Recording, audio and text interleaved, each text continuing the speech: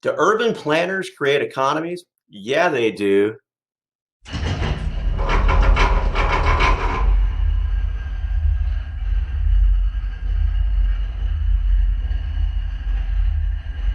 All right, so many people don't realize the function of urban planners is to maximize the amount of usable space within their jurisdiction. And what they're charged to do is to create the highest and best use for that land that's there. And so, in doing so, while they may draw a zoning map that tells us what's supposed to go there, maybe high density housing, mixed use properties, or commercial, what in essence they're doing is they're creating an economy that helps spur economic growth for the community. That's what they're trying to get done. So last year, I created a video. It's rather long. This is a long play video that includes a lot of different parts, so that planners can see how they create economies and what those parts are. It's kind of long. It's kind of boring and a little dry. So we try to make some humor in here every now and then. Future videos are not going to be as quite as dry. I was kind of in that professor mindset back then. And today, I'm really not. All right. But one of the things I did is I created a whole series of videos off of this video. So if you look down in the description below, you're going to see a bunch of links to some smaller videos. It's really this video broken up into smaller sections. So if you're not inclined to listen to this long video, you could go down there and just look at the smaller ones too. But I think it makes a lot more sense when you watch the video in the long play version from beginning to end. Now, what we're going to cover in this video are the competing theories of economics. We're going to show how planners create economies. We're going to talk about the 7 aspects of economics that explains everything. Okay. We're also going to talk about the macroeconomics, the intersection of supply and demand and what those parts are. And then we're going to talk about something about deadweight loss. That ought to be interesting for you to hear. Another section in there we're going to talk about is why do we have toll roads versus more freeways? And so this is going to be an interesting video for you to watch. Again, if you like the video, please give us the thumbs up. And if you are so inclined, we'd appreciate you subscribing to the channel. Also, hit that bell notification because we create a lot of videos here, and so you can get more videos of this type. All right, so here we go. So what we're going to do is we're going to break this up, like I said, into several different parts. Right now, we're doing part 1. So let's just go ahead and get started. All right, so the nature of economics. The best part of that is the nature of economics is us. Economics is rooted in socioeconomics, and it's designed around our habits. What do we do as human beings? How do we react when we come in contact with the market? So there's some competing theories of economics that are out there that have been going on for centuries. The very first one is the classical economics. It's been around for centuries. Along about the 1900s, a new competing theory created by John Maynard Keynes came out, and it's known as Keynesian economics. And it became the dominant form of economics from the 19th century all the way up until the early 1990s, when it was replaced by neoclassical economics. Neoclassical took a break during that time period, looked at its own faults, and reestablished itself. And now it's back to being the dominant economic theory. Right along with it, Keynesian economics, when it fell out of favor, reorganized itself, and now it's called neo-Keynesian economics. Both of them are out there, and they both use the same models, and it's almost like I think it's called a Rorschach test, where you're looking at the same model, but you get the same different information out of it. It's just the way that is with economics. Now, the nice thing about economics is, well, economies are kind of vain. They believe they can explain everything. And so Alan is an economist. He had written a book about the 7 common things that the economic principles that explain everything. And there's 7 different areas of economics that we cover. And we'll go through this right here. The first one is maximization. Congratulations. If you thought you were a good person, you're greedy. And economists would say that From an economic point of view, we're naturally maximizers. We don't have charity. We're going to maximize what we get out of society. Even our charitable giving is designed to maximize us. The second principle is substitution. And that means what we'll do is we'll trade something of value for something else. And so we do that with money. We trade money for time or time for money. We also trade money for a good. We'll trade a good for another good as long as we think it's a good substitution. In fact, our market valuation system is based on the substitution method, which says that I'm not going to pay more for the same good as someone else did. It's as simple as that. Okay, so the next principle is diminishing marginal values. And that is simple. The more we have of a good, the less we are willing to pay for it. And this makes a lot of sense. So imagine for a moment, it's been a while since you've had a really good donut. And so you go to the donut shop and go, you know what? I'm going to buy a donut. Well, you're willing to pay good money for that donut, that first one. But the second donut you get, you may not feel like you should have to pay as much. And in fact, if you take a look at the way they play it out on the menu, a dozen is cheaper than a half a dozen, and it plays into that notion of diminishing marginal values. Now, the next concept is something called opportunity cost, and the cost of an action is the value of the highest forsaken alternative. So, what did I give up to get that? That's opportunity cost. If it wasn't for this, I would have had that. If you've ever had a girlfriend who ever got mad at you, she turned around and said, "If it wasn't for you, I'd have this." That was opportunity cost. All right. The next principle is something called diminishing marginal products. And what this means is that increases in one input of production, all other inputs of production being held constant, meaning we don't want to get real crazy with this, lead to increases in output at a diminishing rate. So we get a marginal diminishing return. That's what that means. A little bit harder concept to go over, and we're not going to go over it tonight in this video. We're going to leave the hard theories of economics to the economics and the mathematicians. We're going to leave it at that. The next concept is the rate of time preference. And in finance, we refer to this as TVM, or time value of money. And what this says is, well, as you can read from the slide itself, all things being equal, people always prefer a good today rather than in the future. And so what that does is we look at things, money in the future, and we discount it back to today. So money today is worth money more to us than money, say, 25 years from now. And it makes a lot of sense because it's very possible that I might never see that money. Risk is out there. It says that something might happen beyond my control, and I wouldn't receive the money as I thought I would. We've all had a situation like that where we've lent money to somebody and somebody said they were going to pay us back, and they didn't, but they eventually paid us back. Well, that didn't do us any good at the time we were expecting it. All right. So, and then this goes back to planners as well. I mean, a lot of planners will do their 5, 10, 25-year plans, and they'll have an economic section in there when they talk about their financials that they put in there for they're looking at their future forecasting of their finances. If you're not using these time value money concepts in there, quite frankly, they're wrong. So you have to have some type of method of discounting those cash flows back to today. All right, the next one is optimal organization. Now, in a capitalistic system in which you have a business that must operate, this goes to the root of all things. These organizations will put themselves in a position where they're very efficient.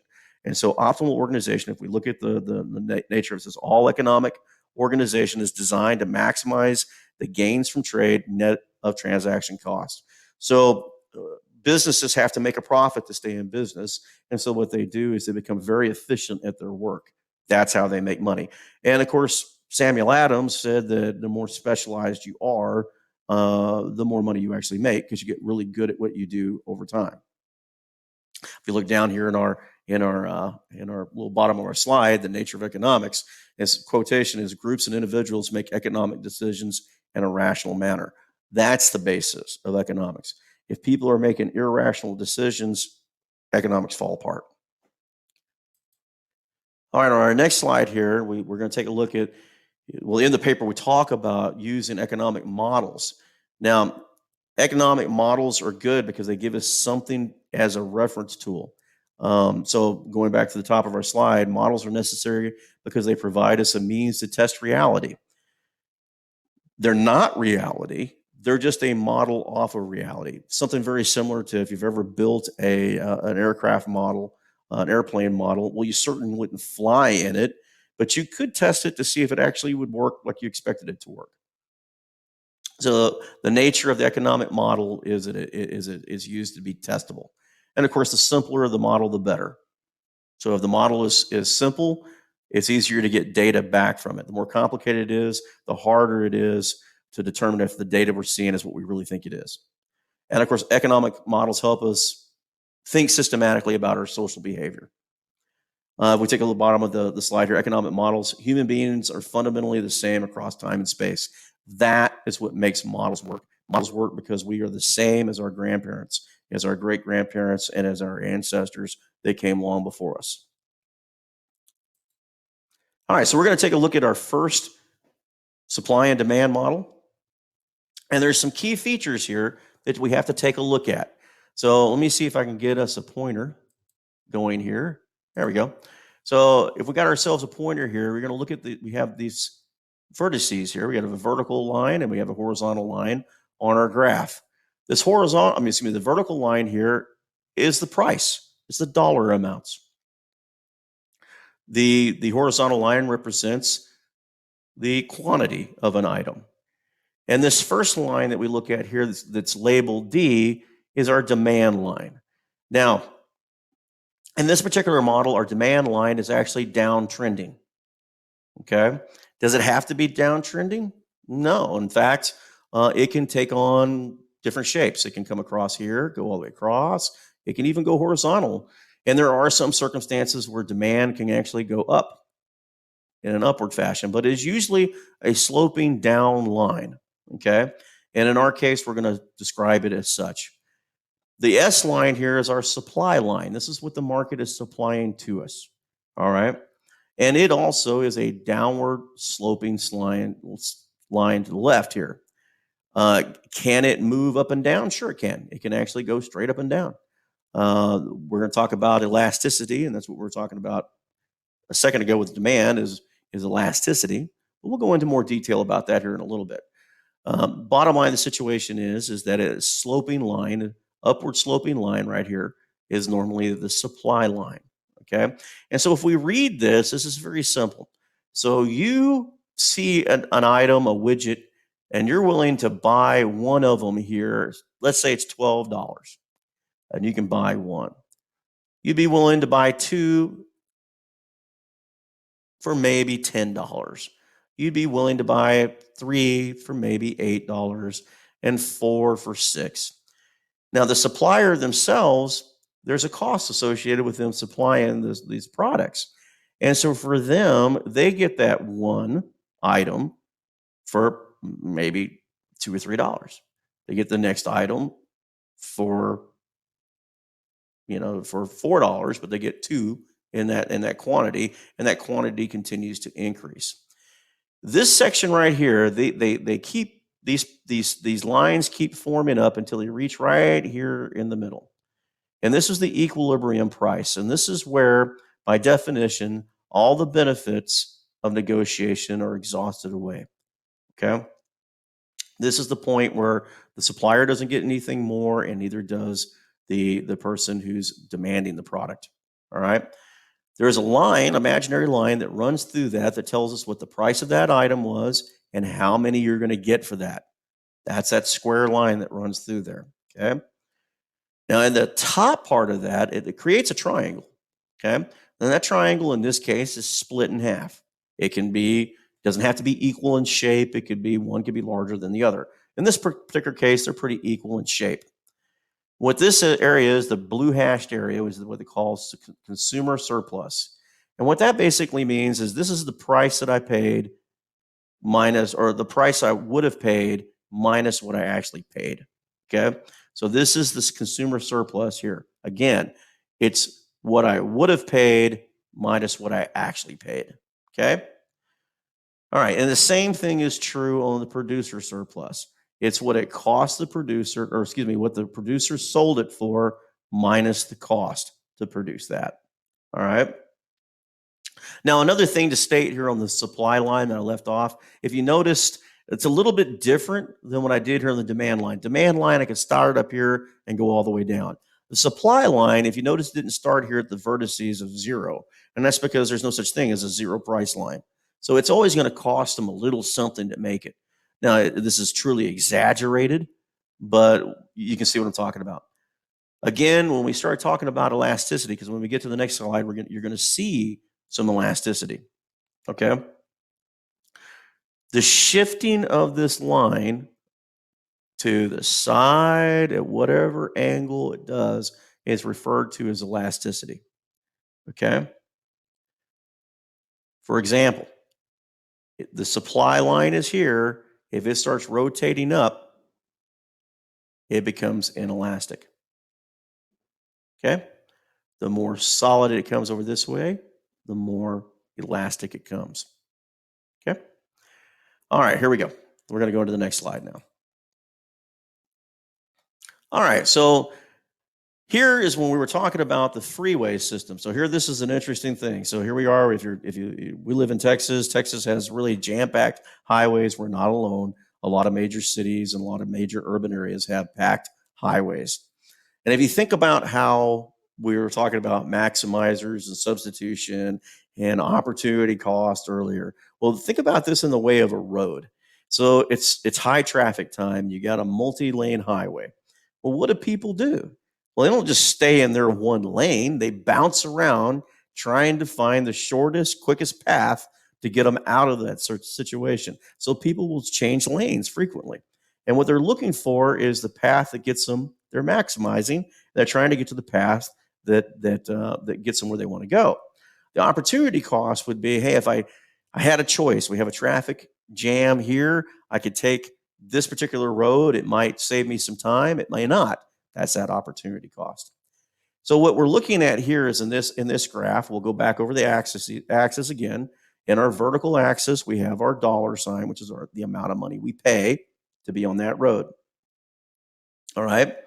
The Q line is the quantity of the road. Now, if you notice, I got a downsloping D line. This is the demand line. And it's downsloping because everything has a cost associated. If we take a look at the roads as they are produced, they are purely inelastic with respect to the person who's driving on the road, because they could choose whichever one they want. It's just whichever one gives them the most utility or the most consumer surplus. So we talked about that earlier, right? It's the subtraction of what they were willing to pay from what they were willing to pay, subtraction from what they actually did pay. Okay, so here we go. If we take a look at a freeway, this S freeway here, notice that line is perfectly flat because it's perfectly inelastic. Or excuse me, perfectly elastic. I'm sorry, I had that backwards. Straight up and down line would be elastic or inelastic. But this is perfectly elastic with respect to the driver because they could choose any road they want to go. And the same thing for the tollway. In reality, this tollway might be a little bit more skewed up because of the nature of the cost associated with creating the highway. But in this model, we made it flat, so it's comparable. Now, as you can tell, the person that was getting on the tollway had less consumer surplus out of it. And the toll provider actually had more producer surplus. So this was good for the toll company, all right? If we go a little bit further and we were actually drop this blue line and extend it down to this freeway, you would see that the person that was driving on the freeway would get more consumer surplus out of driving on the freeway. This is the reason why people will take freeways unless they absolutely have to. And what are they doing? They're trading time for money. That's what they're doing right here. They're trading their time and frustration to get on this toll road, and it's worth something to them. All right, well, that was our first good lesson. It was short. We're going to go over a few other things on our next slide or our next video, so stay tuned. All right, well, I hope you enjoyed this video. Again, it was really long. Subsequent videos won't be as dry as this one, so we're going to try to have some fun with this. Urban planning is it's a very diverse profession, and there's lots of different things that go on within it. We're going to try to talk a lot about those different aspects and how they apply to finance and economics in the coming videos that come up. They're going to be interesting on this. On the end card, I'm going to give you a suggested video. If you noticed in the video, I kept alluding to a part 2. I'm going to put that in the suggested video. And it'll be the same format. It's going to be a long play video, but at the bottom, you're going to see the smaller chunks if you just want to kind of go to those sections in there. All right. Thank you very much.